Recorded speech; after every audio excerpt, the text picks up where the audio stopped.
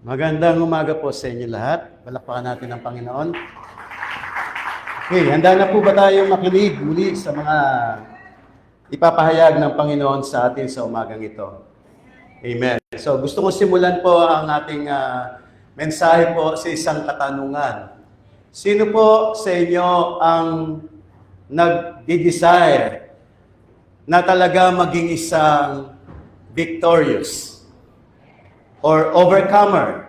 Taas niyo po ang kamay niyo kung kayo ay nagdi-desire. Kung hindi naman kayo nagdi-desire, huwag kayong tumaas. So just be honest to yourself. Taas ang kamay na gustong, as a Christian, bilang anak ka ng Diyos na nabubuhay dito sa ibabaw ng mundo. Alam natin na hindi tayo narito para lang masabing ligtas, kundi meron tayong misyon, meron tayong purpose. At yan ay tayo ay maging overcomer. Amen? So taas ang kamay ng totoong may desire maging overcomer. Bago man lang tayo kunin ng Panginoon o bago man lang tayo bumalik sa Panginoon. Ayan, maraming salamat po. Sa lahat ng mga nagtaas ng kamay, alam niyo po ba na ang pagiging overcomer po ay isang bagay na napakadali makamit. Napakadali nitong marating. Napakadali nitong ma-achieve sa buhay natin. Bakit ko po yun nasabi? Dahil ang Panginoon po ay nagbigay at nagpakita sa ating lahat ng pamamaraan. Hindi magsasabi ang Panginoon o hindi siya mag-uutos sa atin para gawin ng isang bagay kung wala itong pamamaraan. Amen? So kapag sinabi ng Panginoon na gawin mo to, gawin mo yan, gawin mo yon, ibig sabihin alam niya kaya mo yung gawin. At alam niya may paraan para magawa mo yon. Ngayon, alam niyo po ba, masasabi ko sa ating lahat na ang pagiging isang victorious, katulad ng inawit natin kanina, pagiging isang overcomer, ay talagang abot kamay natin. Sino magsasabi ng amen? Bakit ko po sinasabing abot kamay ng lahat ng mga anak ng Diyos na nandito sa Christ Liveth in Me Fellowship? Dahil tayo po dito sa iglesyang ito ay talagang pinakikitaan ng Panginoon ng napakaliwanag, napakalinaw, nakaunawaan, kaalaman kung paano mo mararating yung tinatawag na buhay ng isang mananagumpay. Kaya napakapalad po natin mga kapatid. Hindi ko po sa ikinukumpara ang ating kalagayan dito sa ibang mga simbahan o iglesia, kundi masasabi ko ng may pagmamalaki na napakapalad po natin. Napakapalad po natin mga kapatid. Alam niyo po kung bakit? Dahil nabibilang tayo at naririto tayo sa isang katawan ni Kristo, sa isang iglesia na talagang ipinakikita ng Diyos ang napakalinaw na pamamaraan kung paano ikaw ay magiging isang overcomers. Alam niyo po, bakit ko po lagi sinasabi overcomers? Yan po ang pinakamataas na goal dapat nating mga Kristiyano. Hindi lang po yung magkaroon tayo ng magandang buhay sa ibabaw ng mundong ito, makuha yung mga material na bagay na gusto natin, marating natin yung mga lugar na gusto natin. Hindi lang naman po yan. Ang totoong dapat nating dinidesire ay kung paano tayo magiging isang totoong mananagumpay na anak ng Diyos. Banggitin ko lang po yung sinabi ng Panginoon. Ang sabi ng Panginoon, huwag kayong mabagabag, huwag kayong matakot sapagkat napagtagumpayan ko na ang sanglibutang ito. Imagine, nung si Kristo po ay nabuhay sa lupa, ang kanyang purpose, ang kanyang layunin ay hindi lamang po para maligtas tayo at tayo matubos mula sa ating mga pagkakautang sa pamamagitan ng kanyang pagkamatay sa krus. Kundi kinakailangan sa loob ng panahong ibubuhay ni Kristo sa ibabaw ng mundo bilang tao. Hindi bilang Diyos, bilang tao. Kasi may mga nagsasabi po, si Kristo raw nung nandito sa ibabaw ng lupa ay namuhay bilang Diyos. Narinig niyo na po ba yung ganong katuruan? Kaya hindi raw nakapagtataka kung bakit si Kristo nakapaggagawa ng mga himala, nakapagpapagaling ng mga sakit, nakapagpapalaya, nakapagpapalayas ng mga masamang espiritu. Kasi si Kristo raw po, nung nasa ibabaw ng lupa, ay namuhay bilang Diyos. Mga kapatid, yan po ay isang malaking maling pagkakaintindi. Dahil si Kristo po, nung nabuhay dito sa ibabaw ng mundo, ay hindi po siya lumakad na muhay ng 33 kalahating taon bilang Diyos, kundi bilang tao. Namuhay siya bilang isang totoong tao, kaya nga sinasabi, kung ano yung nararanasan mo, nararanasan niya. Nararamdaman mo, nararamdaman niya. Hindi po siya iba sa atin. Hindi po niya ginawang espesyal ang kanyang sarili na bilang Diyos. Kaya sinasabi ng ibang mga tao, maging ng mga scholars, ng mga nag-aaral, kaya niya nagawa yan, Diyos siya. Tayo, tao lang. Amen? Yan ang karaniwang maririnig ninyo. Kasi Diyos siya, kaya walang imposible sa Kanya. Bakit sinabi niya na ang nagawa niya ay magagawa niyo rin? Ibig sabihin, Diyos pa rin. Kung siya ay Diyos, kung nagawa niya yon dahil Diyos siya, bakit niya sinabing, magagawa niyo ang nagawa ko? Hindi lang yon. At sabi pa niya, higit pa. So, kung nagawa niya yon dahil Diyos siya, di parang sinasabi ni Lord, magagawa niyo rin yan, kasi Diyos din kayo. Hindi po yung Diyos na deity. Pag narinig niyo yung salita niya, huwag niyo isipin na marami ng Diyos, so inaagawan natin deity ang Diyos. Ibig sabihin, Christ-likeness, God's likeness. Amen? Ngayon, kung sinasabi naman natin na si Kristo'y nabuhay bilang tao, kung siya'y tao, kaya niya nagawa lahat yun, at ikay tao rin, magagawa mo rin yun. At ang isa sa mga ginawa ng Panginoon ay, sabi niya, take heart, I have overcome the world. Diba? So, ibig sabihin ko, tayong lahat dito mga kapatid, ilagay nyo sa isip nyo. Kung ito'y wala pa sa isip nyo, mangamba kayo. Baka hindi po kayo mapasama sa mga tinatawag na overcomers. Pero natitiyak ko, kapag ikaw ay nabubuhay ngayon sa panahon mo, at meron puwang sa puso mo ang maging isang overcomer, naniniwala ko, isa ka sa tinawag ng Panginoon. Amen? Kaya hindi po simple ang pagiging anak ng Diyos. Hindi po kayo basta naligtas lang, hindi kayo basta tinawag ng Panginoon. Meron kang gagawin, meron kang tatrabawin sa buhay mo. Kaya seryoso tayo dapat. Hindi lang dahil may mga lindol. Hindi lang dahil may mga kalamidad. Ugali na yun ng tao, kapag ka lang may mga nangyayari na sa paligid niya, may nangyayari na sa sarili niya, doon lang niya naalala ang Diyos.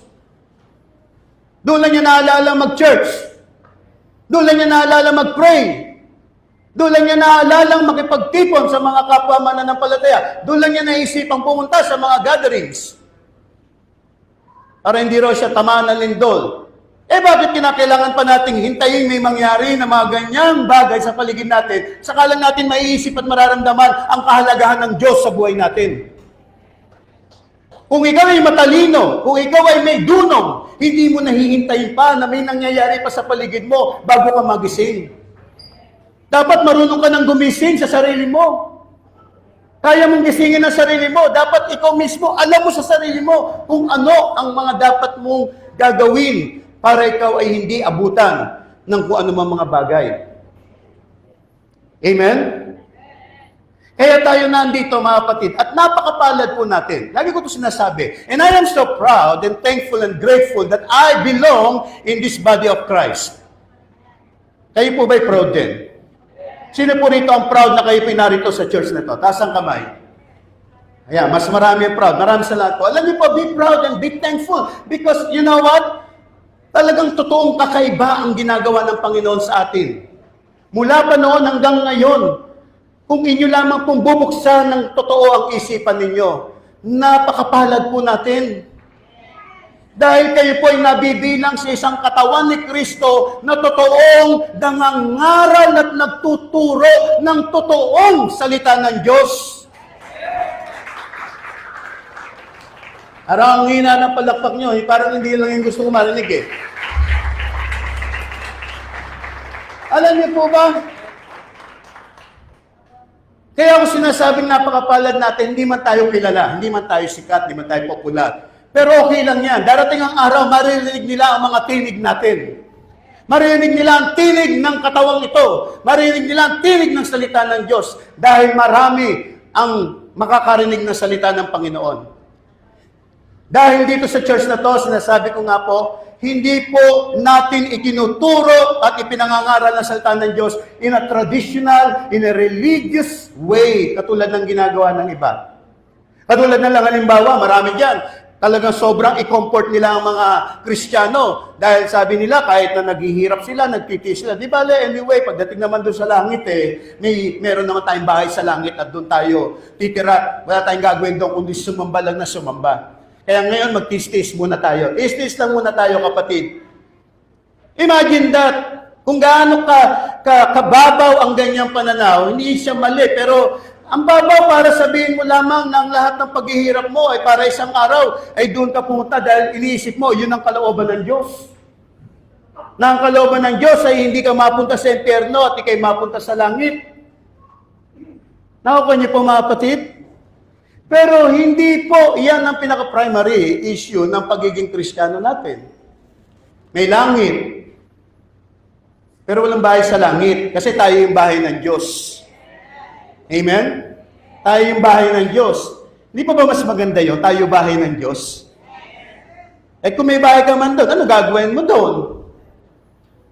Sabi ng iba, wala, mag-worship na lang tayo. Tapos mag-worship, ano pa? Wala na, mag-worship na lang tayo doon. Di ba? Kung isipin nyo, yun lang yun, namatay si Kristo para lang sa ganon. Nagsakripisyo si Kristo, binigay ang buhay niya, inubad ang pagka-Diyos, para lamang sa ganung bagay. Purihin ng Panginoon mga kapatid, nabuksan na ang ating kaisipan. Amen? Amen? Now, ang pagiging isang mananagumpay ay kung nasusunod mo ang kalooban ng Diyos. Let's talk about the will of God. Let's talk about God's will. Alam niyo po, madalas ko ito narinig, pag sinabing God's will kaya ni Lord na makapag-abroad ako. God's will kaya ni Lord na magpamilya ako. God's will kaya ni Lord na magtrabaho ako. God's will kaya ni Lord na kunin ko to.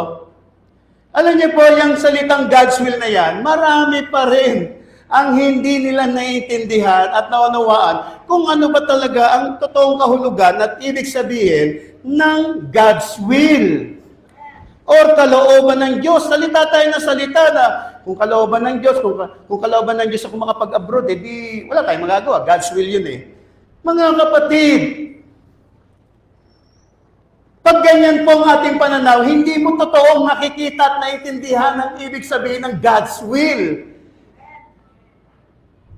Sino rito ang gustong makita ang totoong ibig sabihin ng God's will?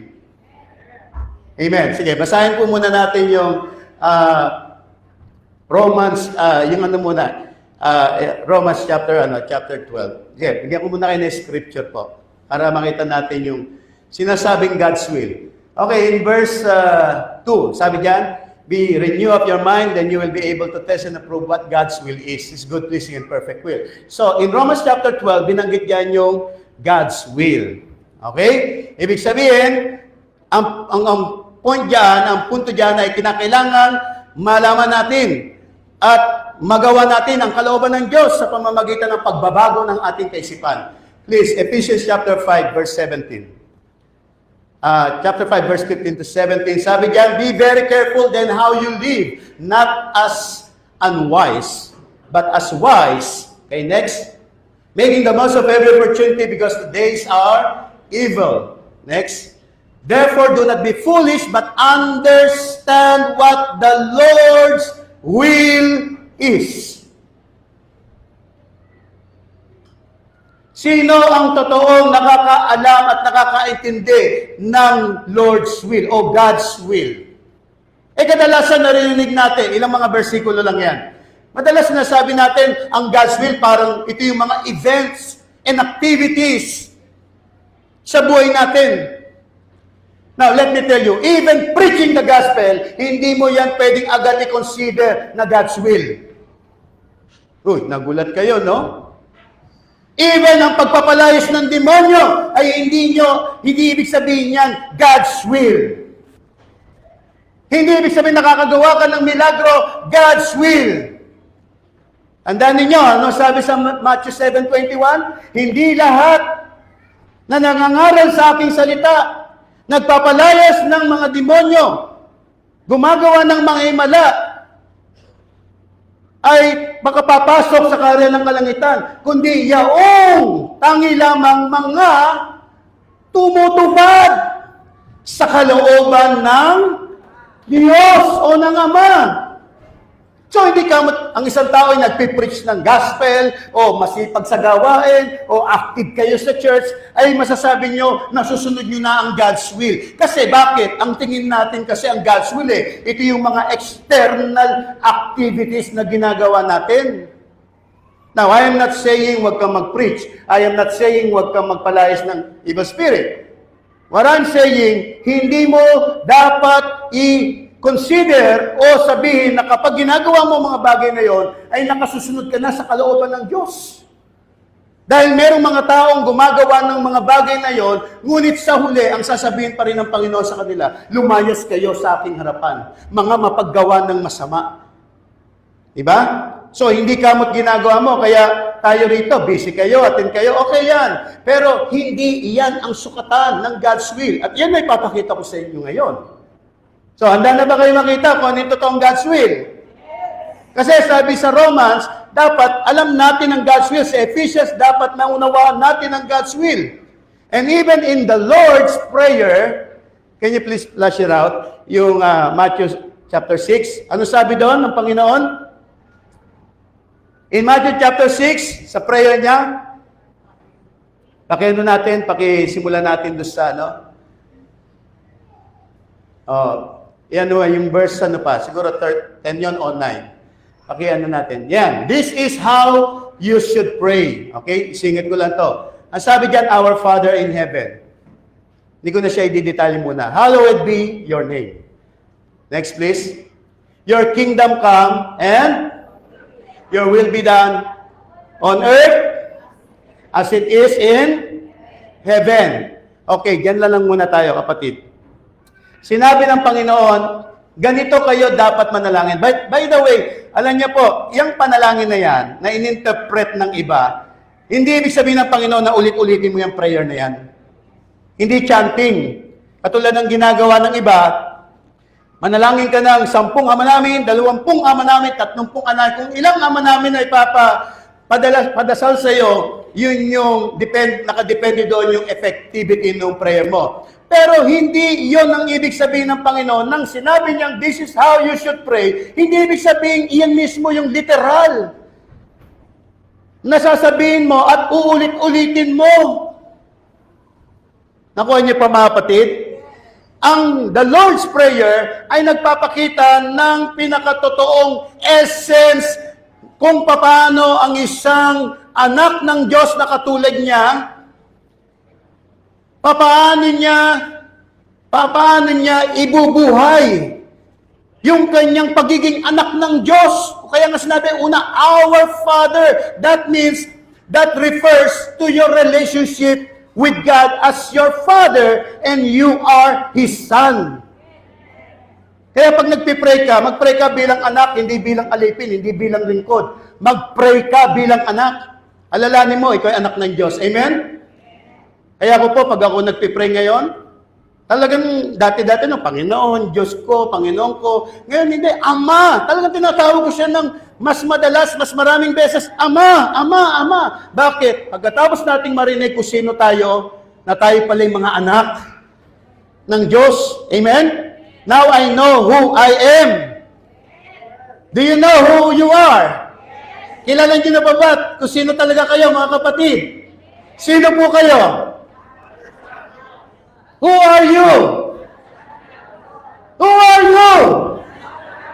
Yung iba, naiya pa sabihin ako, anak ako ng Diyos. Ako'y anak ng Diyos. At siya ang aking ama. Ako'y anak niya at siya'y aking ama. At yan ako sa kanya at yan siya sa akin. Nakukuha niyo mga kapatid? At ipagmalaki mo na anak ka ng Diyos. Taas loob mong sasabihin, anak ka ng Diyos. Sabihin mo sa mundong ito, anak ka ng Diyos. Amen? May mga sitwasyon sa buhay mo, sabihin mo, anak ako ng Diyos. May mga pinagdadaanan ka sa buhay mo, sabihin mo, anak ako ng Diyos. At dahil anak ka ng Diyos, hindi ka niya talaga pababayaan. Amen? Kaya nga po, sa prayer niya sabi, Thy will be done on earth as it is in heaven. Maganda paliwanag niya, pero hindi po yan ang topic ko. Ngayon, ang sabi sa prayer, ipanalangin daw natin na ang kalooban ng Diyos ay mangyari dito sa lupa. Meaning, dito sa mundo kung saan tayo nandito. Ibig sabihin, mangyari ang kalooban niya sa buhay mo. Kaya sinabi ng Panginoon, Father, not my will, but thy will be done. Mangyari ang kalooban mo sa buhay ko. Ang kalooban ng Diyos ay nangyayari hindi sa labas. Hindi po nakadirect ang kalooban ng Diyos sa mga kaganapan sa labas. Ang kalooban ng Diyos ay nakasentro sa iyo. Sa loob mo. Kung paano His kingdom is within you, so even the will of God is also within you. Thy kingdom come, thy will be done.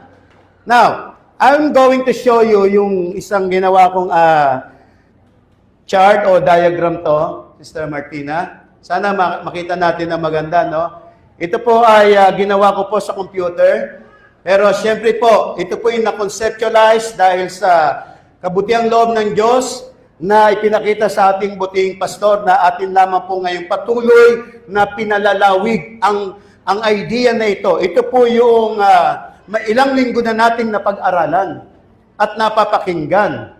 Kaya tignan niyo itong mabuti mga kapatid kasi mas madali nating mauunawaan. Gaya na sinabi ko kanina, kung gusto niyo maging isang overcomer, kung gusto niyo maging isang mahusay na anak ng Diyos, dapat alam niyo to. Here is the formula. Ito ang totoong proseso o formula o sistema kung paano kayo magiging isang overcomer. Una, hindi yan, yung isa po. Yung isa muna. Pakikita ko muna sa inyo yung kasalukuyang katatayuan ng isang tao. No po? Dito sa ibabaw ng mundo, sa harapan ng Diyos. Ayan, bago yung isa. Ito po muna ang tingnan natin. Yan. Ito po yung tinatawag na man's present state of being. So, ito yung tao kapag ka wala pang Diyos sa buhay niya. Are you with me? Nakikita niyo pong mabuti? Okay lang po, nakikita niyo? Okay. Man's present state of being. Ito yung taong una, walang relasyon sa Diyos. Man's consciousness or yung man's spirit, nagmimistulang patay. Yan, that's according to Romans 3:23 or Romans 6:23. Okay? Ibig sabihin, ang tao ay hiwalay sa Diyos. Hiwalay. Walang Diyos sa buhay niya. Yan ang totoo. Kaya yung mga hindi pa Kristiyano, hindi pa nakakakilala kay Kristo, ang kanilang spirito ay nagmistulang patay. Kaya wala silang spiritual senses.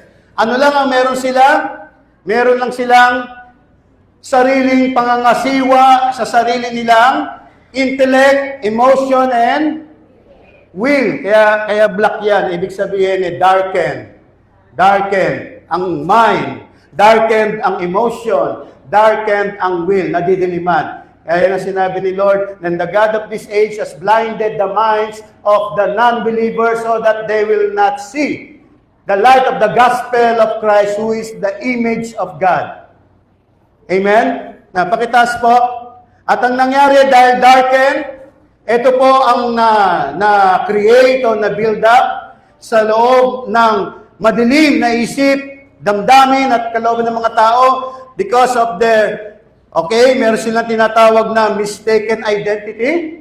Meron silang trauma, ito na yung mga natutunan natin, at meron siyang tinatawag na mga unchanged program. Yan yung mga elemento, yan yung tinatawag na constitution ngayon ng tatlong yan. Kaya nga po, ang tao ay hindi kalugod-lugod sa harapan ng Diyos dahil ang kanyang intellect, emotion, and will ay pinatatakbo, pinaiikot, ino-operate ng tatlong ito.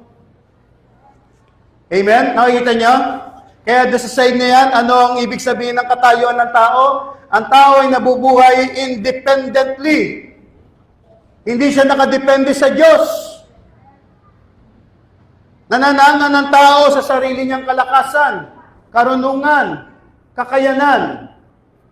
Nakukuha niyo mga kapatid? Independent. Hindi katulad natin ngayon, dumidepende na tayo saan? Sa Panginoon. Amen? Amen? So dito, makikita nyo, ito ang mga kasangkapan ng isang taong wala pa kay Kristo. Kaya nga sinasabi rito, itong trauma, mistaken identity, unchanged program, ano ang kinakailangan sa kanila? Must be broken or dealt with in the process. In short, must be eliminated yan. O ito yung tinatawag natin na naging created persona ng isang tao. Amen? Kaya hindi po madaling akayin ng isang tao dahil marami nang na-build up sa kanya, parang brick by brick, brick upon brick, marami nang na-build up. So bago mo yan masira, bago mo yan magiba, maraming proseso yan. Mahabang proseso yan. Kaya sinasabi ko rito, ano ang gagawin dito? Kinakailangan yan mabasag o kinakailangan matanggal yan. Pakitas po natin. So, ang tawag natin dyan, self-rule, no? Ibig sabihin ng tao, siya lamang ang nangangasiwa ng sarili niya without God's consciousness. So, what happened? Kaya ang isipan niya, ito, tulog, unaware, and unconscious. So, ano ang state of mind ng tao? State of mind niya ay isipan ng isang pagiging alipin at pagiging mahina. Amen? Slave and weak. So, ganyan-ganyan yung kaisipan ng mga Israelita nung sila ay nasa ilalim ng pang-aalipin ng tinatawag ng mga Ehipsyo. Okay, ito naman yung nangyayari. Paano nagre-respond? Paano nagtatrabaho, nag-ooperate ang mind ng tao kapag wala pa sa Panginoon? Ito siya. Ang mga na-activate niya o yung mga natatap niya na mga laws or principles, puro negative. Andyan yung law of stinginess, kabaliktaran ng generosity o giving. Diba? Now, are you with me, mga kapatid? O, andyan din yung law of unforgiveness.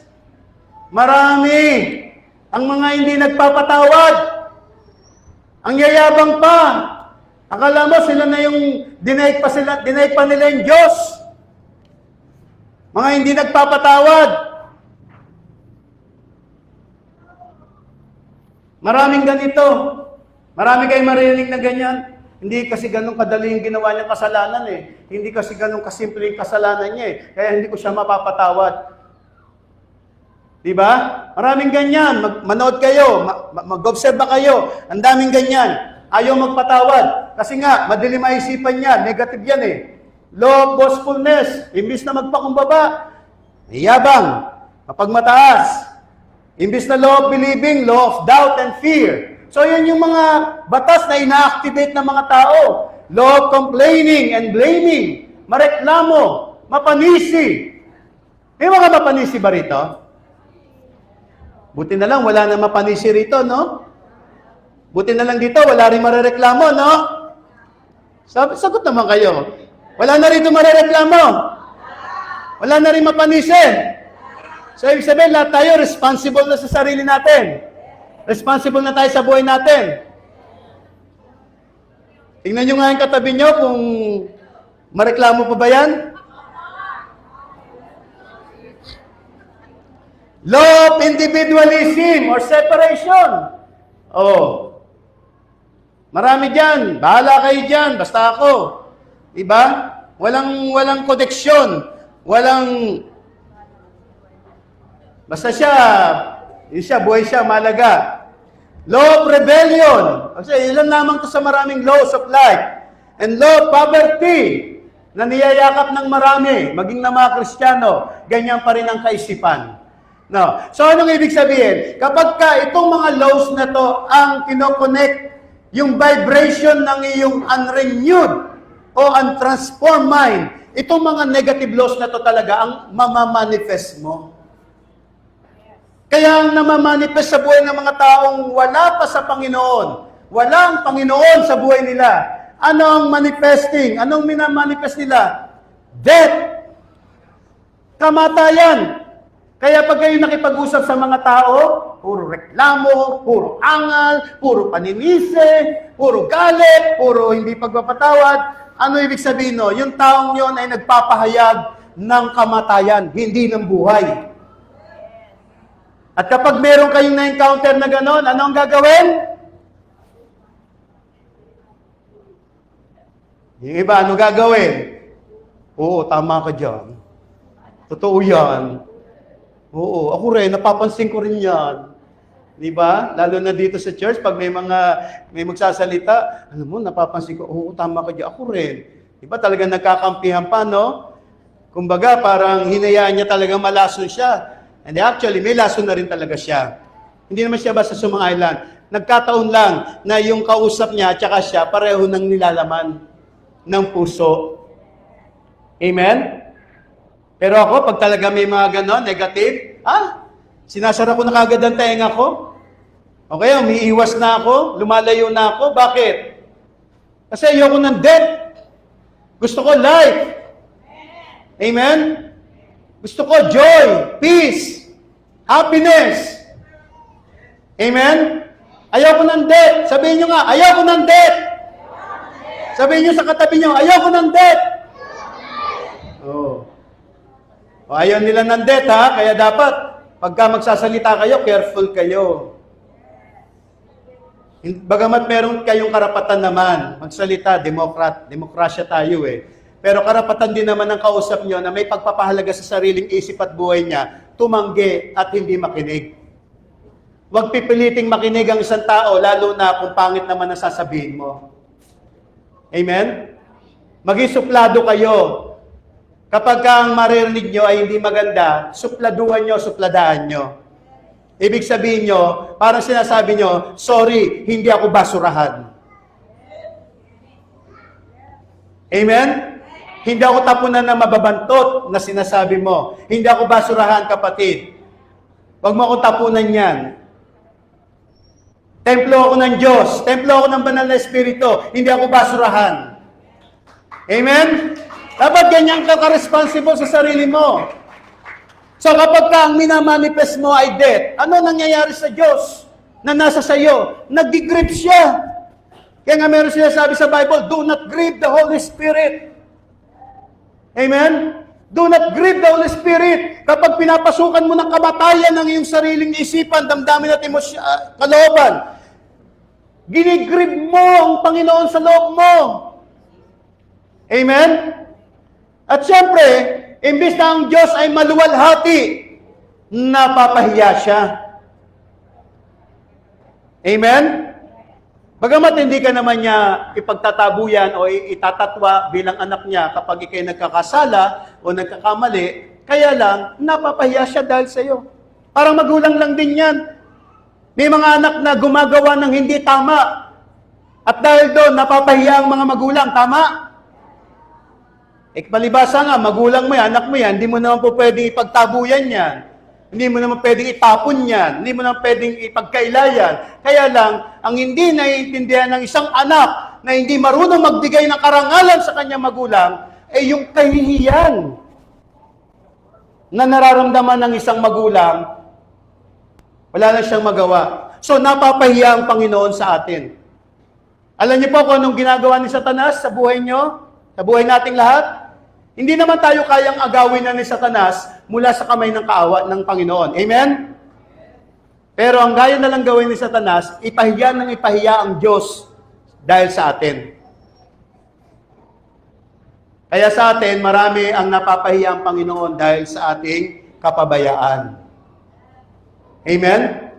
Kaya imbis na ang Panginoon, bigyan natin ng glory, bigyan natin ng karangalan, so napapahiya siya sa buhay natin. So ano nangyari? Yung pagiging anak mo, yung sonship, fail. Ganin yon. Okay, so ito po yung state of being ng isang taong wala pa sa Panginoon. So punta tayo doon sa God's will. Ito na yung sinasabi ko kanina. Ito yung pinaka-perfect work of God's will. Ito na yan, mga kapatid. Okay. So, ito tayo ngayon. Nakikita niyo, mga kapatid? Nakikita niyo na? So, dahil tayo ay nakakilala sa Panginoon, so ang Diyos ay nasaan? Nasa langit, nasa inyo. Stop saying that God is in heaven. Begin and start to say that God is in you.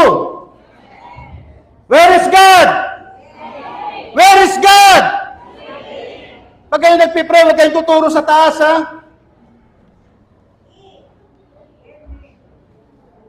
Ang Diyos gustong-gustong pumasok sa atin. Tayo naman, ayaw natin siya umalis sa langit. Gusto na nga niyang bumaba sa trono niya para sa gano'n makapanahan siya sa iyo. Pero marami pa rin yan, Lord, diyan ka lang sa langit. Diyan ako magpe-pray sa iyo.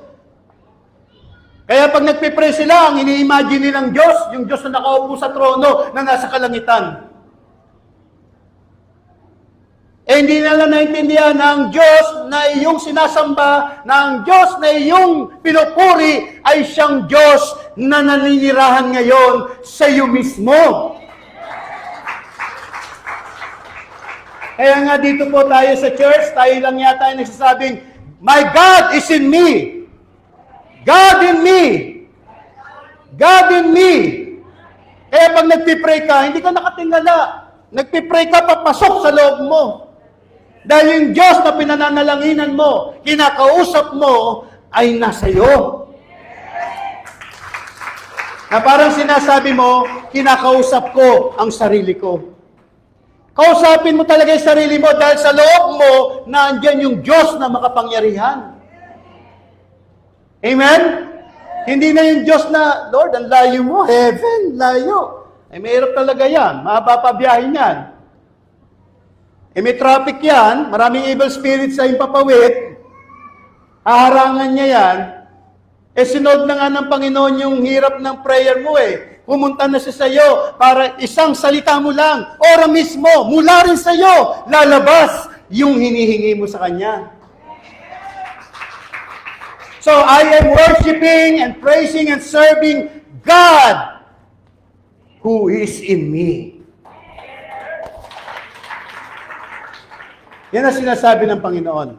Now, God is in us. So, dahil dyan, ang God's Spirit or God's consciousness at yung man's consciousness ay nagsama na ngayon. At dahil dyan, tayo ngayon ay iisa na. Kaisa na natin ang Diyos. So, we have this we call relationship. Everybody say relationship. So, ito yung personal relationship natin. Nagkaroon ka ng personal relationship nung tinanggap mo ang Panginoon sa buhay mo bilang iyong Panginoon at tagapagligtas. Doon ka nagkaroon ng relationship. Malinaw po ba yun, mga kapatid? Now, ngayon, dahil ikaw ay may Diyos na sa buhay mo, ligtas ka na. Sabihin niyo po, ligtas ako. Oh, yung bang kaligtasan nyo, hanggang kailan yan? Yung kaligtasan nyo po sa Espiritu, hanggang kailan yan? Hanggat mabait lang po ba kayo? Hindi po. Yan, kaligtasan na yan, ay kaligtasan nyo na yan hanggang sa dumating ang Panginoon. Pero meron pa kayong kaligtasang dapat pagtrabahuhan. Iyon yung kaligtasan ng ating kaluluwa. Amen? May trabaho. Bagamat tayo ay secured, safe, eternally we are saved because that's what the Bible says, that whosoever believe in Him shall not perish but will have eternal life. Amen? Palakpakan natin ang Panginoon. So So imagine that, that is certain. Ewan ko ba ibang mga Kristiyano, hanggang ngayon nagdududa sila na baka isang araw daw mawala yung salvation nila. Ano yon? Uncertain, weather lang, case-to-case basis. Hindi. Ang kaligtasan ng isang tao kapag totoo, I'm talking about yung totoong talagang nagbalik loob sa Diyos. Yung pinag-usapan natin, totoong tumanggap sa Panginoon. Once na tinanggap niya at pumasok sa kanya ang banal na Espiritu, siya'y saved na, 100% yun. And that is certain because that is the law of faith. Na pag nanampalataya ka, hindi pwedeng, anak, save ka ngayon, pero tanda mo, pagka medyo nagpabaya ka, babawiin ko yan. Walang ganon! Applicable yon doon sa reward. Amen? Sa reward.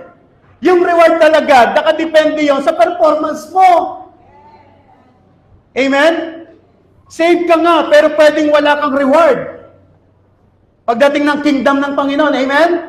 Ngayon, kung gusto mo pa, bukod sa ligtas ka, gusto mo magkaroon ng reward, yun. Required talaga doon ang performance mo bilang anak ng Diyos dito sa ibabaw ng lupa. Amen? Na kailangan mo talagang paghusayin, galingan mo bilang anak. Paligayahin mo ang ama mo, i-impress mo siya, ipakita mo sa lahat na ikaw ay karapat-dapat na anak ng Diyos. Bilang tagapagmana niya, karapat-dapat ka sa paggantimpala. Amen? So ngayon, nandito na ngayon. So, akala ng iba, pagligtas ka na, yun na yun, tapos na. Kaya pag tinanong mo mga ibang Kristiyanong kapatid natin, mga kapatid natin sila, hindi natin sila inuusig. Ang sa atin lamang ay nakalulungkot sapagkat hindi nila naiintindihan ang kabuuang ibig sabihin ng kalooban ng Diyos kung bakit sila naligtas. So, iniligtas ka para ano? Yan na nga yung sinasabi ko kanina. Marami, naghihintay na lang ng kamatayan. Naghihintay na lang sila na mamatay. O naghihintay na lang silang dumating ang Panginoon para isang araw, sila ay mapunta na doon sa kanilang pinapangarap na langit kung saan meron silang bahay doon. Eh, ano gagawin natin ngayon dito? Wala na. Ligtas na tayo so wala na tayong gagawin. Ganun ba yun? Ganun ba yung gawa ng Diyos sa buhay natin? Yun lang yun? O baka tayo dito, akala natin, dahil ligtas ka na, tapos na rin.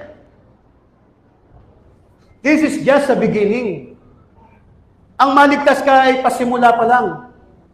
May mas malaking trabahong naghihintay. Amen? At yung susunod na stage ng buhay mo bilang Kristiyano, yun ang pinakamalaking stage ng buhay na mararanasan mo dito sa ibabaw ng mundo. Kaya ito na, kaya pumasok sa iyo ang Diyos para from independency to dependency. Para hindi ka ngayon mabubuhay lang sa sarili mo. Ang Diyos mismo na nasa sa iyo, God's consciousness must lead, must govern, must administer, must rule, subdue and take dominion your intellect, emotion, and will. Ito ngayon yan. Siya ngayon ang maglilid sa iyo. Siya ang maglilid ngayon ng intellect mo. Hindi ito yung isang hindi ito yung isang drawing ko. Oo. In-update ko to. Meron ba? Paki-check lang. Nakukuha niya mga kapatid. So after na tayo ma-save, sa totoo lamang, ito yung hindi nakikita ng marami. Na ang buhay natin ay may malaking pagdadaanang proseso. Amen? Hindi ito yung akala lang ng iba na save ka na, okay na, tapos na, naghihintay ka na lamang ng tamang panahon. Ngayon, kung seryoso kayo sa buhay Kristiyano nyo, pakinggan nyo mabuti ito. Kasi ako sa totoo lamang po, ngayon ko mas nafe-feel, ngayon ko mas naiintindihan ang kahalagaan ng pagiging totoong gising. Amen? Alam niyo po, napaka-importanting gising kayo talaga. Baka akala niyo lang gising pero tulog pa rin kayo. Kayo po ba'y talagang totoong gising na? Are you fully awakened? Are you fully aware? Are you fully conscious sa buhay nyo? Kasi pag kayo fully awakened, aware, conscious, alam niyo po, yan ay sinasabi ng Bible na the anointing of the Lord is in you. At hindi mo na kinakailangan na magtuturo sa iyo. Kasi kapag fully aware, awakened ka, alam mo na ang gagawin mo at mga dapat mong gawin bilang Kristiyano. Amen? Hindi ka na robot, hindi ka na utusan, na gagawin mo lang pag inutusan ka. Alam mo na, mismo ikaw, fully aware ka na. Kaya pumupunta ka dito pag Sunday. Kasi hindi lang dahil Sunday, because you believe that this day belongs to the Lord. And this is the right thing to do. And this is what pleases God. Ipupunta ka rito, hindi dahil libre. Paano kung wala ng libre? Wala ng sasakyan. Wala ng support. Walang pamasahe o kung ano man ang dahilan. Pupunta ka pa rin ba rito? Nakukuha niya mga kapatid? Mahalaga ang fully aware. Aware ka sa niisip mo. Kaya kung ngayon sa totoo lamang, ingat na ingat ako sa bawat iisipin ko. Sa bawat ipapasok ko sa isip ko. Sa bawat kikreate kong thoughts, ingat na ingat ako. Aware din ako sa feelings ko ngayon. Bantay na bantay ko ang feelings ko ngayon. And even sa mga desisyon na ginagawa ko sa buhay ko ngayon, aware na aware din ako. Hindi katulad noon, impulsive. Hindi katulad noon, bara-bara. Basta na lamang, dahil kaya mo, ganito, ganyan. Decide ka lang ng decide, choose ka lang ng choose. Ngayon, hindi. I am so much aware of everything. Hindi pa ako nagyayabang, mga kapatid. Pero ngayon ko na-enjoy ang Panginoon sa buhay ko nang higit pa. Dahil sa mga kapahayagang ito na itinuturo sa atin ng butihing pastor, napakalaking tulong. At masasabi ko mga kapatid, abot kamay ko ang pagiging overcomer. Walang yabang, but with all confidence, abot kamay ko ang maging isang victorious believer of Christ. Amen? Naniniwala ko. Kasi pag ikaw ay fully aware ka na, no? Alam mo na yung totoong nangyayari sa buhay mo, nangyayari sa loob mo. So huwag ka masyadong mag-obserba sa nangyayari sa labas. Ang lagi mo obserbahan at bantayan, yung nangyayari sa loob mo. Kaya yung mga lindol-lindol na yan, mga bagyo, intindihin yan. I mean, hindi ko sinasabing huwag tayong maging alert. Nabalitaan nyo lang, may nag-post lang na ganito, may lindol, naging usapan na ngayon, pasaha, may lindol daw, may lindol. Ano, nakapagtaka doon. Talaga naman mangyayari yan. Bago dumating ang Panginoon, yan ay isa sa mga senyales, amen? Ako hindi na ako nagtataka dyan. Dahil alam naman natin lahat yan mangyayari talaga. Pero magpaka-busy tayo, magpaka-focus tayo sa pagmamanage, sa pag-administer, sa pag-rule, sa pag-lead ng ating intellect, mind, and emotion.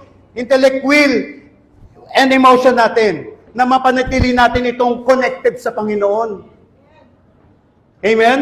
Kung talagang ikaw ay naniniwala ang lahat ng yan ay nangyayari dahil nalalapit na ang Panginoon, magseryoso ka na kapatid. Kung yan ay sinasabi mong yan ay senyales ng pagdating ng Panginoon, huwag ka na magpabanjing-banjing dyan. Seryosohin mo na buhay mo. Seryosohin mo na yung relasyon mo sa Diyos. Amen? Kaya yung mga napapanood ko sa video ngayon na lumindol, wala kang maririnig kundi puro, Diyos ko, Diyos ko, Diyos ko. Panginoon ko, tama na po, Panginoon. Diba? Di mo alam kung doon lang ba nila natawag ang Panginoon. Dahil lumindol, o habang walang lindol, wala ang Panginoon. So maging reminder sa atin yan mga kapatid. Kahit sa mga individual na buhay natin, hindi na natin hihintayin pang may mangyari. Hanapin nyo na ang bawat prinsipyo ng Diyos. Alam niyo po, ganito ang ginagawa ko. Kapag ako may isang sitwasyon, may nangyayari, alam niyo po, tinatanong ko kagad ang sarili ko, meron ba akong principle ng God na nababiolate? Tinatanong ko, hinahanap ko kagad sa loob ng sitwasyon kung may mga prinsipyo ba ang Diyos na hindi ko nasusunod. Yun ang hinahanap ko, hindi yung masisisi. You will say amen. Hahanapin mo baka meron kang naapakan o nalabag, na violate na principle ng Diyos na siyang nag-govern sa atin. Ganyan ang matalino. Ang mangmang naghahanap ng masisisi. Pero ang matalino naghahanap ng kadahilanan kung bakit nangyari sa kanya yon at kung bakit hindi nangyari sa kanya yon. Kaya ako sinasabi ko, mula ngayon, hindi ko na hayang maputol ang blessing ni Lord sa akin. Alam niyo po ang bakit? Kasi I am fully aware now kung ano mga principle na dapat kong ingatan. Dapat kong bantayan. Dapat kong lakaran para ang pagpapala ng Diyos hindi hihinto sa iyo. Amen? May sitwasyon ka, kapatid. Oh, may sitwasyon ka. Basta kung ano yung sitwasyon na yon, pray ka. Isik mo, Lord, show me where. Saan ako may mali? Saan ako may violation? Saan ako merong hindi nagawang tama? Hindi yan basta nangyari sa iyo. Hindi ka basta naandyan lang sa sitwasyon na yan nang walang dahilan. Hindi ka nasa mahirap na kalagayan dahil lamang yung karaniwang sasabihin ng mga Kristyano, pagsubok lang yan. Puro na lang tayo pagsubok, pagsubok, pagsubok.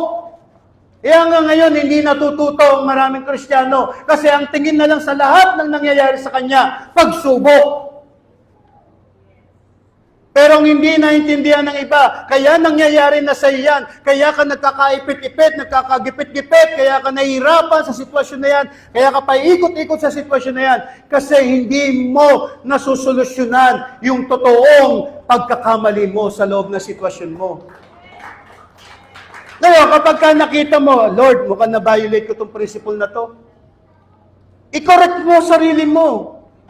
Ikaw na yung magtatama sa sarili mo. Ganun yung aware, ganun yung awake, ganun yung conscious. Hindi mo kinakailangang maghintay ka pa ng taong lalapit sa iyo at pagsasalitaan ka, na pag pinagsalitaan ka naman, magdadamdam ka, magtatampo ka, magagalit ka. Ang hirap di ba? Ang hirap. Imbis na wala kang kaaway, kagalit, may magagalit sa iyo. Pag nagsalita ka, nagpaliwanag ka, imbis na ma-appreciate ng tao, ang mangyayari, sasama loob sa iyo. So maging responsible tayo. Kaya nga sinasabi ng Biblia, ng Ephesians, live as wise, not as unwise. Kaya ako sabi ko nga po last Friday, to God be the glory, pinapatalino na ako ng Panginoon.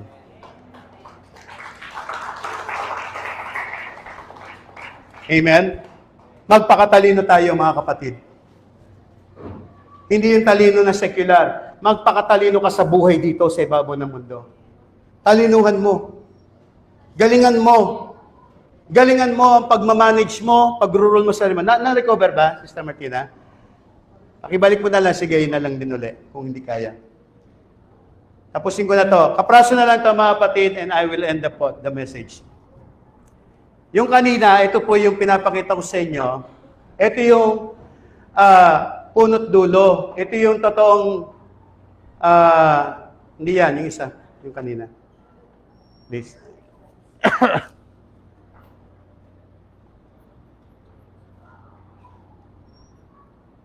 Maliwanag po ba sa inyo yung natin?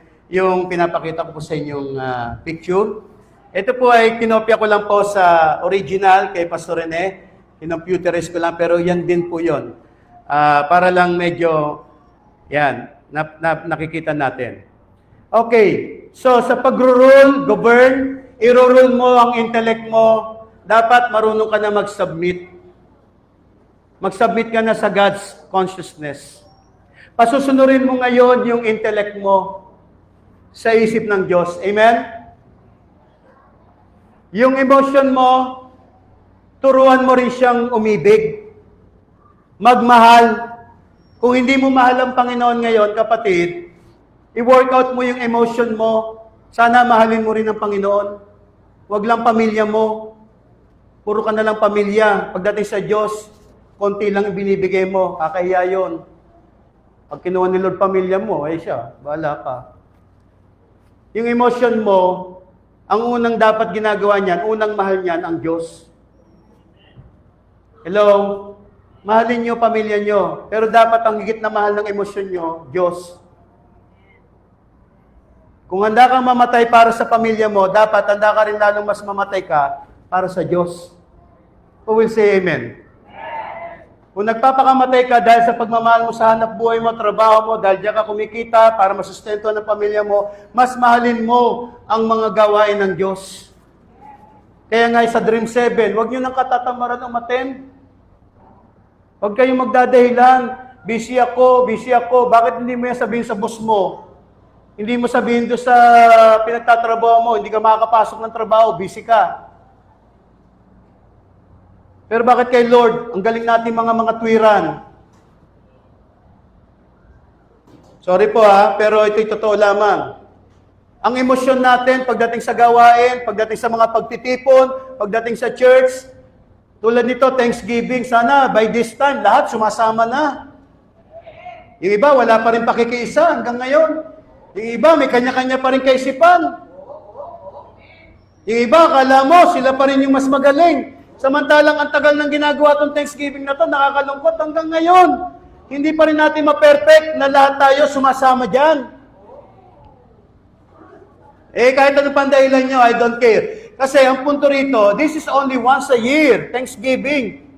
Amen? And this is for the Lord. Hindi mo naman iiwanan ng pamilya mo, kasama mo nga pamilya mo At kasama mo pa ang pamilya ng Diyos. Kaya sana po, mga kapatid, next year bawi kayo. Okay, pag ako pinagpala ni Lord, pag ako nainis, sagutin ko kayo lahat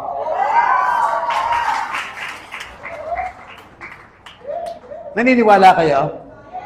Ayun ang problema nyo. Joke lang. Nasa puso ko yon, Lord, gusto ko isang araw, isang best Thanksgiving, i-sponsoran ko yung buong church. No? Lahat. Alam nyo, kasi pag nagawa ko yung may sponsoran kayo, sabihin, mas malaki yung blessing. Kaya totoo yan, sinasabi ko po, Pastor Rene, dinideserve ko, ako ang makapagbigay sa iyo ng sports car. Dinideserve ko talaga yon. Alam niyo po ang bakit? Kung magkano may sports car, halimbawa, 1 million, 1.5, 2 million, alam niyo po mga kapatid, ibig sabihin, pag nagawa ko yon, ang laki ng tinanggap kong blessing nun. Libre namang mangarap. Diba? Nakuha niya mga kapatid? Now, yung emotion natin, please, mga kapatid, bago kayo tamaan ng lindol, wag naman sana, yung emotion nyo, idikit nyo na kay Lord. Idikit na natin sa Panginoon. Dapat pag related sa Panginoon, init ang damdamin natin, hindi tayo tinatamad, wala tayong pangangatwiran, talagang always on the go tayo pagdating ng para sa Panginoon. Amen? Yung will mo, huwag mo nang practicein laging naka-disagree. Dapat lagi tayong nagkakaisa. Makiisa tayo lagi sa Panginoon. Sumusunod tayo dapat sa Panginoon. Amen? Yan, yung tatlong yan. Submit, love, and obey. So, intellect, emotion, and will must be in perfect alignment or harmony to make things happen. Yan tatlong yan na ipapagovern mo, ipapasubdue mo, dapat naka-align yan perfectly. Dapat ang intellect, emotion, and will mo in harmony. Amen? Dapat in harmony sila. Yan ang, kaya ka nagpipray, ito hindi to religious. Pag nagpipray ka, ang ginagawa mo sa prayer, ina-align mo ang iyong intellect, emotion, and will. Amen? Hindi kayo parang pulubi laging nananalangin na puro pagmamakaawa, puro simpatya, puro awa. Hindi ganyan ang anak ng Diyos pag nananalangin. Ang anak ng Diyos, nag-create. Gumagawa siya, nag-create siya in the spiritual realm by aligning the intellect, emotion, and will. Okay. Now, kapag ka naka-align ng emotion and will mo, so ito ngayon yung mind mo. Okay? Yung mind mo ngayon, awaken and conscious. So, itaas natin. So, ibig sabihin, kapag ka maganda isipan ng isang tao, nakapokus siya sa mga positive laws. Law of giving. Amen? Law of forgiveness. Kaya yung mga hindi pa nagpapatawad dito, ay nako, hindi kayo pagpapalain yan. Hindi kayo bibigyan ng sagabal yan. Kaya nga may sinabi ang Panginoon doon sa prayer niya, forgive our sins as we forgive our debtors. Diba? Yung mga nagkasala. Kapatid, make sure nabubuhay ka ng walang poot. Kung may mga poot pa kayo on forgiveness, please, forgive na kayo. Huwag nyo na yung kimkimin. Hindi gaganda buhay nyo. Sagabal yan sa mga blessings. Humility, believing, gratitude, law of harmony, law of authority, submission, law of prosperity and abundance. All these laws, yan ngayon ang binabibrate ng isipan mo, ng iyong aligned state of being mo. Ito ang kanyang ina-activate. Kaya paglabas mo, ang manifestation mo, minamanifest mo na ngayon ang totoong Diyos na nasa sayo. At dahil dyan, ibig sabihin, God expressed na papayag mong totoo ang Diyos. God glorified na luluwalhati ang Diyos sa iyo. Sonship fulfilled. And that is the purpose of your salvation. Amen? So, mga kapatid, iiwanan ko po sa inyo ang mensaheng ito. Babalik ako sa una ko sinabi. Sino ang gustong maging overcomer? Victorious. Successful. So, congratulations sa inyo dahil ito na yung proseso ng lahat. Ito yung kabuuang ibig sabihin ng God's will. Yan ang nakapaloob sa God's will. Kaya kapag nakapokus ka dito, kapag ito ay naintindihan mo, itong ibig sabihin, matutupad mo talaga ang kalooban ng Diyos. This is what God's will is all about. Maraming salamat po. To God be the glory. Pagpalain tayo ng Panginoon at sana po naliwanagan tayo sa umagang ito.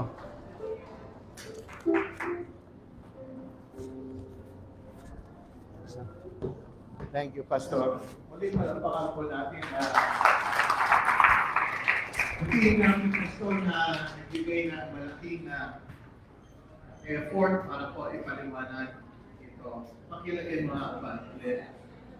Mga kapatid, I would like to highlight, underscore, emphasize. Ito pong bagay na ito ay ang tawag ko dyan ay breakthrough. Kailangan natin ma-master. Marahil yung mga iba, you take it lightly. Please take it from me. Dahil, malaki po ang magagawa pag ito ay inyong naintindihan. Kaya, I am setting a schedule which I have not yet tentatively na mag-spend po ako ng 1 whole day and please make yourself available. I will spend 1 whole day and I will explain meticulously or in detail ang mga bagay na nabuo na ito. And I would like you to be well interested in knowing what are these. Sapagkat ang ginagawa po natin ngayon ay naglalagay ng specific steps, hindi katulad ng preaching lang. Sana makuha niyo yung difference. When you are preached, you're only pushed. Halimbawa, pakinggan niyo, please. Renew your mind. Alam mo ba kung ano step ng renewing your mind? So pag sinabi lang yon, nakinig kayo, uuwi kayo. Natanggap yung preach. Gusto ko mag-renew ng mind. Paano ginagawa mo? Yung pala mali. Wala ka kasing alam sa mechanics. So, you have a good heart to obey, but you do not know yet the steps. And that's what it means by preaching. When we say preach, you are asked to do something. Now, you catch it and you're willing, but do you really know very well the specific things to do it? So if you are interested in knowing further, the Lord is giving us very specific things. Parang scientific. So that you can really get results. And this is what we are having in the church. Because we really dig it up. Now, there will be more coming when I preach. But I will wrap it up. When I say wrap it up, I will put it in one whole day. And then you can have your questions as well. So that if there will be some clarification, and it is important that you need some clarification, so that you can receive it very well, and then not only to receive it for yourself. Please, receive it so that you can also pass it or share it with others. And it needs mastery because we are the first ones na tinurn over sa atin. And I am saying to all of you, the church that you belong perhaps is located somewhere only in Binyang. Pero ang mga messages po natin ay going out into the whole world. Let me just share with you. Si Marco ora, tayo ka saglit. Mark, ayan, this is Mark, just stand for a while I'm talking about you.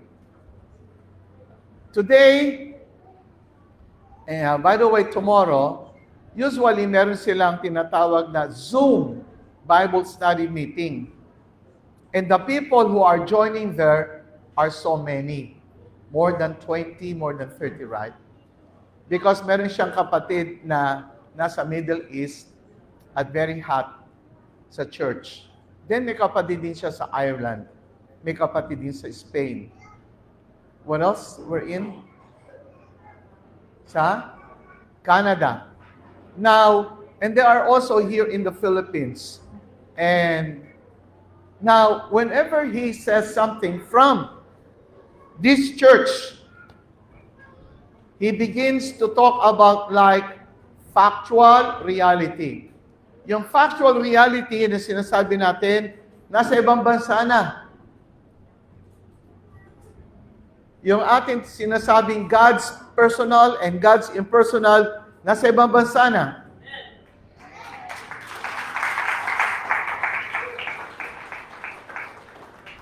Alright. And there are many things na sinasabi natin na consciousness, intellect, emotion, and will, nasa ibang bansa na. Yung iba nasa Pangasinan, ang iba nasa Baguio. Alam na nila. Dahil naipapaliwanag ni Marco. One day, may masasalubong ka and then yung language na dito nagsimula, yung mga terminologies na nagsimula dito, maririnig mo sa iba. And then sasabihin mo, sa amin ang galing yun na. Hindi mo na masasabi yun. Dahil it will be all over na. And it will be known all over places.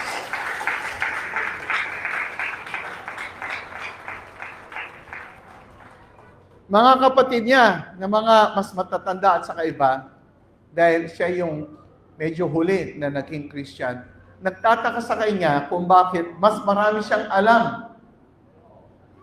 Ang sabi, saan mo ba natutunan yan? Ganon din ang sabi kay Jojo. Tayo ka, Jo, saglit. Jo, tayo lang kayo dalawa. Si Jojo, namimit niya mga iba-ibang denomination, lalo na yung mga Baptist. At iba mga, Assemblies of God. Well, mga kapatid natin. Kaya lang, pag nagsasalita sila, namamangha. Tatanungin kay Brother Jojo, Pastor ka ba? Ano sagot ni Brother Jojo? Hindi po. Eh di lalo na kung matatanggap nila yung mga bagay na sinasabi ni Brother Jojo sa pastor na mismo. Sa kanya pa lang hindi na umuubra. Are you listening? Not necessarily trying to compete, but are you aware? Mga kapatid, are you here? Are you aware that what you are hearing today is a first-hand blessing na dapat kayo ang unang makaranas?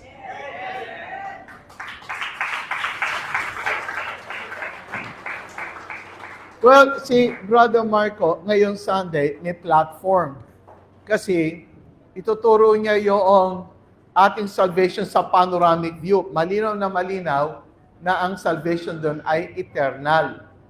Pero nabanggit nga ni Pastor Rodel na meron ding reward system. Doon, pwedeng mawala at pwedeng manatili. So, ang mawawala at mananatili ay sa reward, hindi sa salvation. Ipapaliwanag ni Brother Marco ngayong gabi sa kanilang magkakapatid na masyadong iba-iba ang pananaw. So, right now, may mga gumagawa po ng pagsasalin. Sana, hindi lang siya. Sana din, lahat tayo. Can we give the Lord a big hand to that? Thank you, Brother Michael. And so, I am telling you now to prepare yourself. Why? Kasi gusto ko pong ipaliwanag ng tulad dito, nagpipreach lang kami, hindi kayo makapagtanong. Pero sa araw na yon, bawat isang section, bibigyan ko kayo ng karapatang magtanong.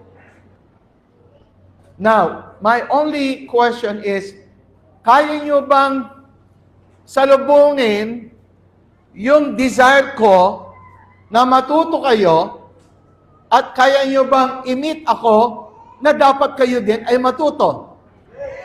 Upang sa ganon, isiset ko ang araw at bibigyan nyo ng malaking panahon dahil ang makikinabang ay hindi lamang kayo o ako. Ang makikinabang ay ang ekonomiya ng Panginoon. Alright. Everyone, dagdagan nyo po sa inyong pong kaalaman, vocabulary. Pwede po bang sabihin nyo, may economy ang Diyos? Ang tawag ay God's economy. Everybody say, God's economy. One more time, God's economy. Yung sinasabi nilang gawain ng Diyos sa Greek ay oikonomia. Tawagin na lang natin economy of God or God's economy. Now, ang economy ng God ay parang ekonomiya ng Pilipinas, ekonomiya ng Amerika, economy ng Australia, na kapag mataas ang economy, tumataas ang value ng kanilang pera. Are you there? Are you listening? Kapag maganda ang business sa loob ng isang bansa, malaki ang ekonomiya, so ang value ay tumataas. Now, meron din economy ang God. Sa economy ng God, kailangan lahat ng tao sa loob. Sa loob ng bayan ng Diyos, ang lahat ng mga tao dyan ay dapat yumaman. Parang hindi ako narinig. Ayaw yata yun. Parang napipilitan lang kayo. Okay. Dapat ang bayan ng Panginoon ay mayaman. Ulitin ko, mayaman. Both mayaman sa spiritual, sa knowledge, and sa physical. So, dapat talaga maunlad tayo, kaya may abundance.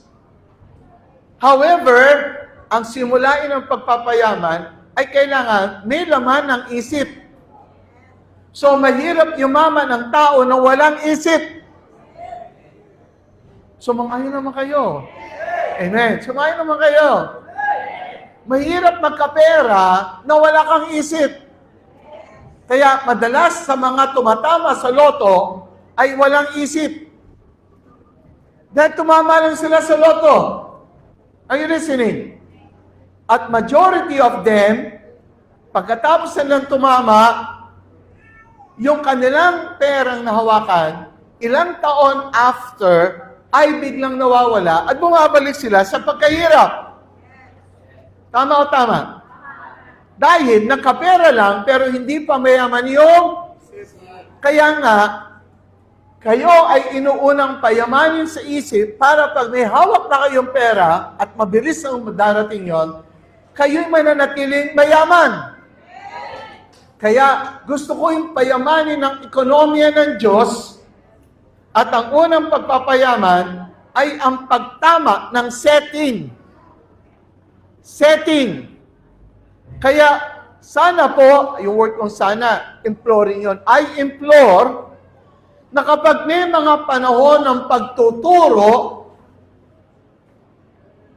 lalo na kung walang bayad, hello? Nawala na? Hello? Nalalim? Yung isa na lang yung iba.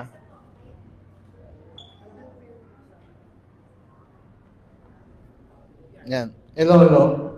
Lalo na kung walang bayad. Pero mas maganda kung may bayad.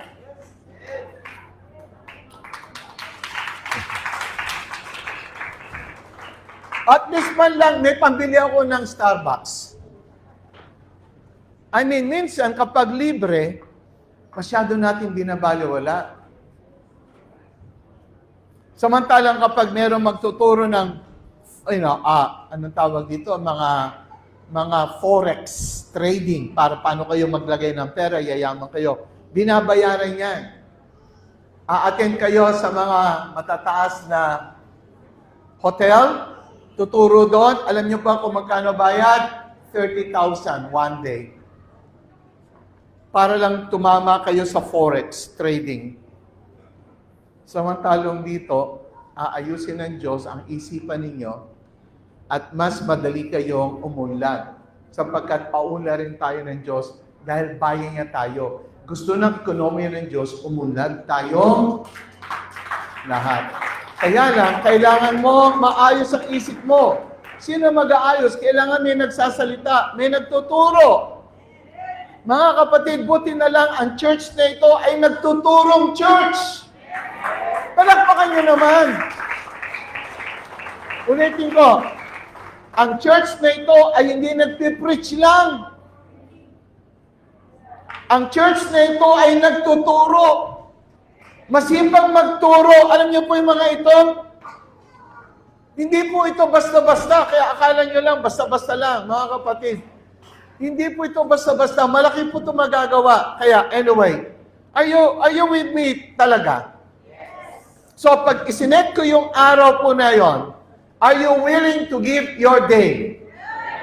Parang konti lang, dito lang. Sige. Si Sister Vero, malakas lalo. Set ba kayo? Gusto niyo ba rito? Yes! Good. Eh, dito? Yes! Alam niyo, mga kapatid, ang hirap magturo ng isip. Gustong maraming tao yumaman na hindi binabago isip. Hindi pwede. Pag yumaman ka, dapat unang isip mo mayaman. Nagbago. Kaya kailangan baguhin niyo muna isip niyo. So, kailangan may matutunan kayo. Alam niyo yung mga mayayaman, nag-aaral pa lalo, mga mayayaman. Alam niyo po ba yan? Andi dito ang mga anak ni Richard at saka ni Gemma Jose. Okay na sila. Pero yung mga yan, nagpupunta pa yan sa seminar. Pag ako nag-speaker sa kanila, ang inatin nila, sabi nila, alam mo, pastor, ang mga seminar ngayon, una, 15,000 pinakamababa, minsan 30 susunod, tapos 50. Merong, ano yun seminar lang yun meron ng 150,000 po yung pinag-uusapan natin hindi peso. 15,000, 30,000. Mga kapatid, dito sa church, yung po sineseminar namin sa inyo ay more than. Sabi po nila sila nandito. Yung share ko sa kanila, more than sa mga na-attinan nila. However, sa church po, hindi na kayo pinababayad kasi gusto ko kayong yumaman. Now, iba ang pamamaraan ng pagyaman natin. Kailangan malaman natin yung principle ni Lord. Yung principle ni Lord parang law. Ano yung law? Para siyang batas. Parang law ng physics.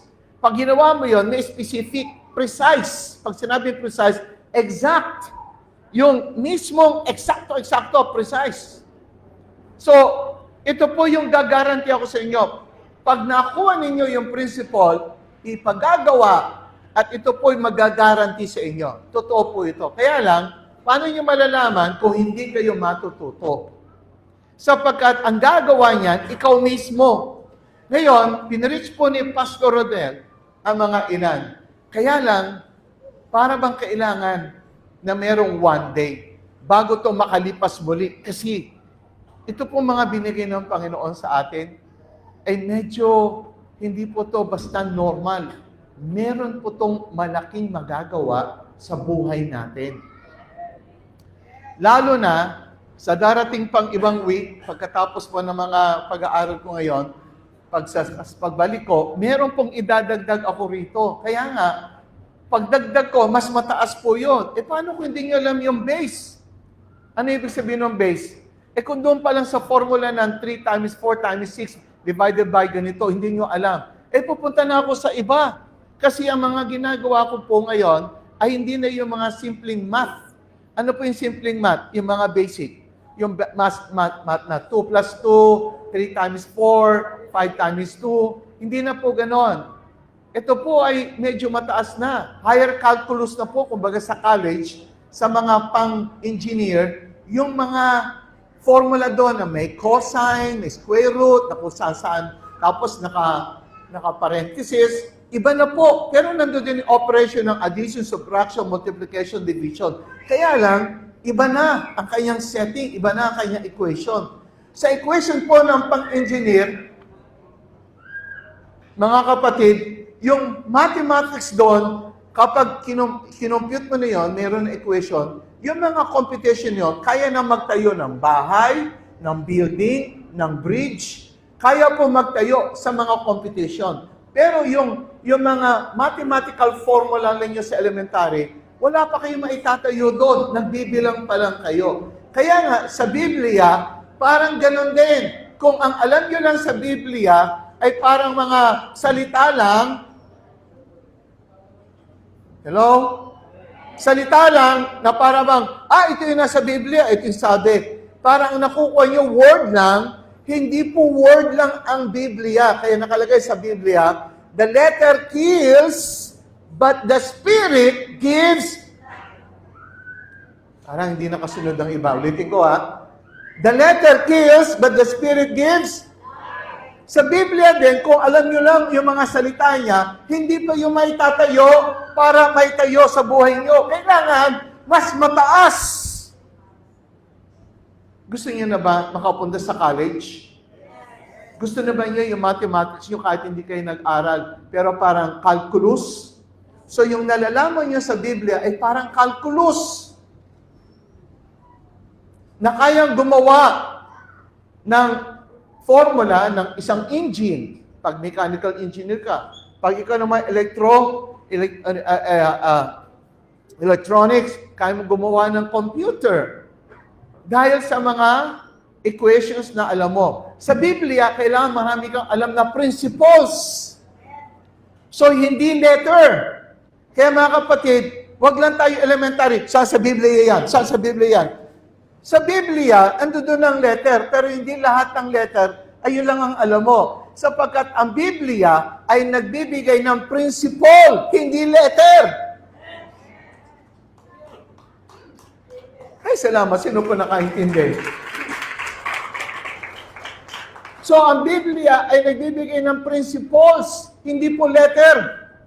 Kaya kung ikaw naghanap ng saan sa Biblia yan, ano, as an word, hindi po ganon ang Biblia. So, wag po kayong maging elementary.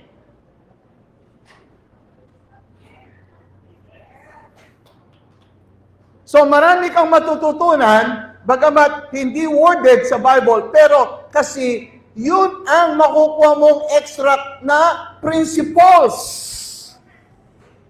Dahil may principle ka ngayon, nakakatayo ka ngayon. Pero kung letter lang ang alam mo, hindi ka makakatayo. Puro memorization ka lang at para ka lang nakikipag-debate again. Yung mga tao nakikipag-debate na sa Biblia yan.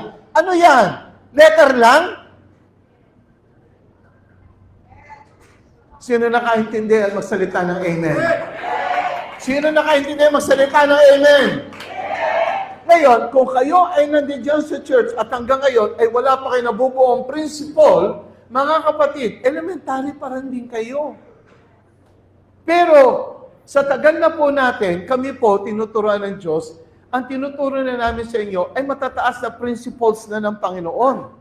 Alam niyo po, sa principle, katulad niyan, hindi tayo magkakaroon ng cellphone na tinatawag na wireless kung walang principle, foundation. Hindi ka makakarating sa 10 kung hindi ka nagsimula sa 1. Nakarating sa 10, na-discover doon yung principle ng wireless phone. Are you listening?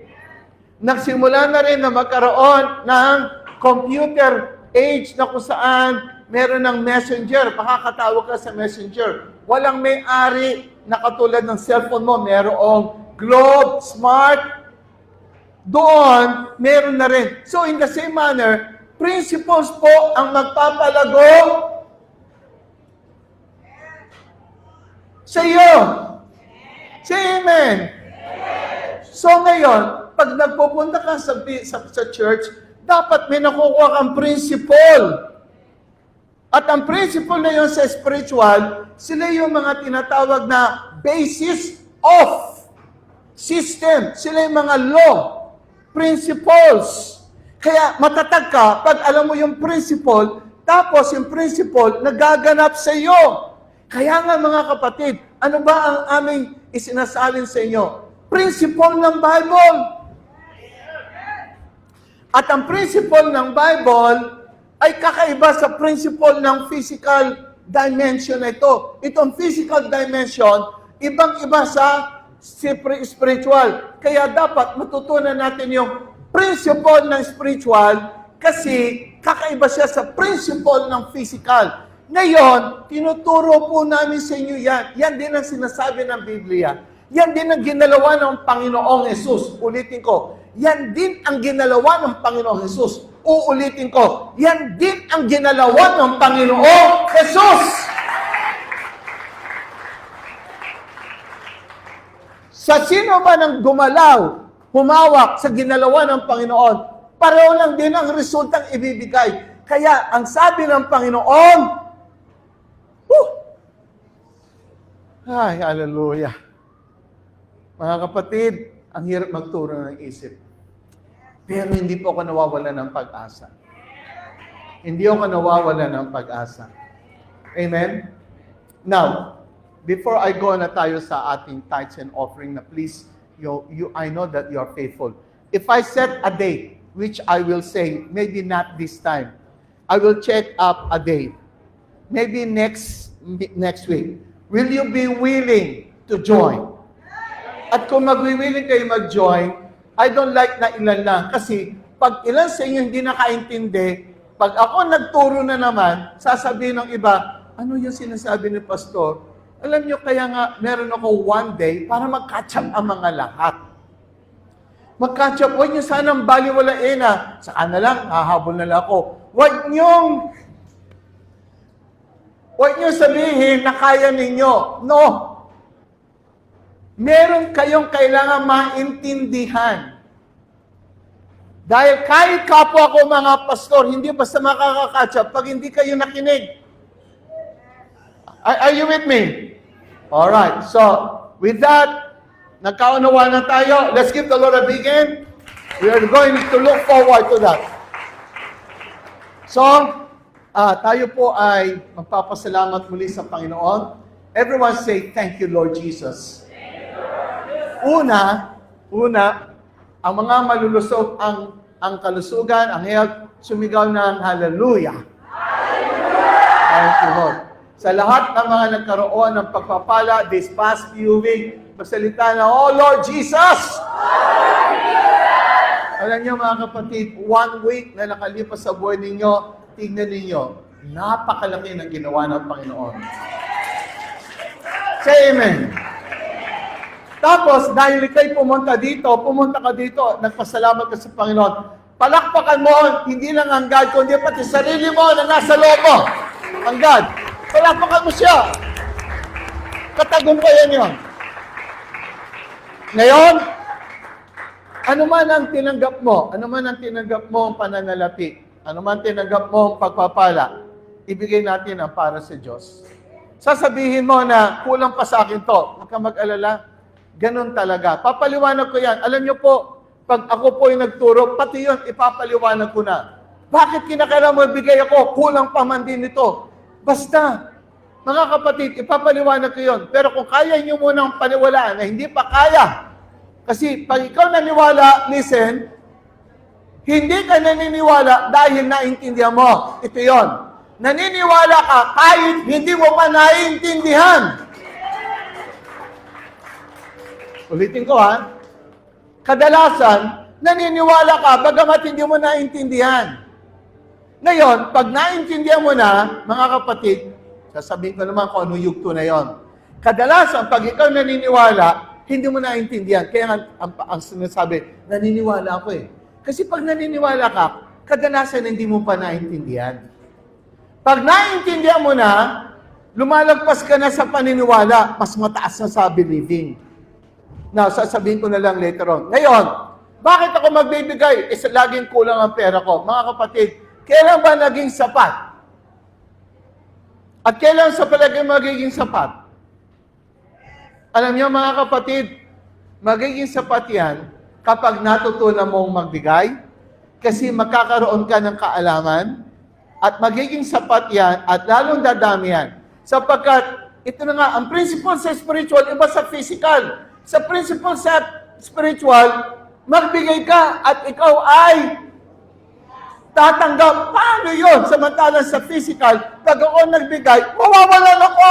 Magkaiba sila ng principle. Kaya kailangan may papaliwanag ito sa spiritual. Mga kapatid, ito, promise. When I give you a day, lahat na ng question na pwede nyo question, masasagot. Because this alright, illustration na i-emphasize ko, and I will spend 1 whole day, siguro mga 8 up to 4 o'clock. And I will really become so tired doon, but I'm willing. Just imagine may ganun kayong mga schedule. And I'm willing to stand and to share with you. Tapos pag nagtanong kayo, mauunawaan ninyo. So far today, ano ba ang pera? Ang pera is not yung denomination na perang ganon. Tignan nyo ang pera as energy. Everybody say energy. Tignan nyo ang pera as energy. Everybody say energy. So ngayon, sa energy na nanggaling sa katawan mo, magbibigay ka sa Panginoon. So ang binibigay mo yung energy yung binigay ng Panginoon sa iyo. Kasi kung wala ka ng energy, patay ka na sa katawan. Yung katawan mo kailangan ng energy para manatili siyang nag-exist, substance. Ngayon, may energy pa yan, ibinabalik mo lang yung energy para sa Panginoon. Say amen. Lalo na kung maganda ang health mo. Hallelujah. Dito po na sinasabi, Lord, yung energy kong buong-buo, I'm really thankful. So, I'm giving back the energy that you're giving me. Tapos, yung giving mo, more than sa energy na binigay, Lord, this is my thanksgiving, my offering. So maglalagay ka. Now, this time, ang principle na Lord, pag nagbigay ka, kailangan masaya ka. Pag hindi lang di masaya, balikan mo na sa upuan mo, kailangan ma-feel mo masaya ka. Kasi nakalagay, give with a cheerful, everyone say, give a cheerful. Now, pag tumayo ka rito, tumayo ka dyan, at sinabi mo magbibigay, kailangan masaya ka. Bakit? Paano mo pasasayin? Pag ikaw ay naglagay, yung nilagay mo yan, i-feel mo babalik sa iyo na maraming kasama, parang kalapate, pinalipad mo, maraming kalapate ang babalik sa iyo. Kailangan mong imagine na ang pera na ibinibigay mo ay bumabalik sa iyo. Bumabalik, kaya matutuwa ka. Pag nilagay mo, babalik ka sa akin, mas marami. Paniwalaan mo. Now, itong word naman, paniwalaan mo, magiging very detailed sa next day na sinabi ko. So let's all stand up and let's do it now. Hallelujah.